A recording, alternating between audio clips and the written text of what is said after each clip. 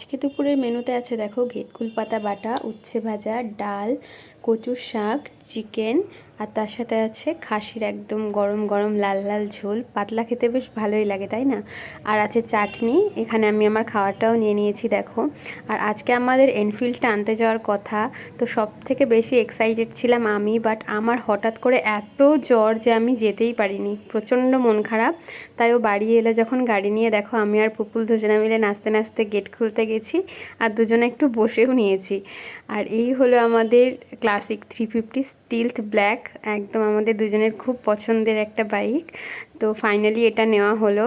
আর ও নিয়ে এসেছে দেখো কৃষ্ণনগরের স্পেশাল সুধীরের ঘুগনি আর অধরের সরপুরিয়া। আর আমার শরীরটা এতটাই খারাপ যে ঠিক করে আমি খেতে পর্যন্ত পারছি না, এত জ্বর। কালকে সকালে হয়তো গাড়িটা পুজো দিতেও আমি যেতে পারবো না, ও একাই যাবে। তো তোমাদেরকে আমি ঠিক দেখিয়ে দেবো। টাটা।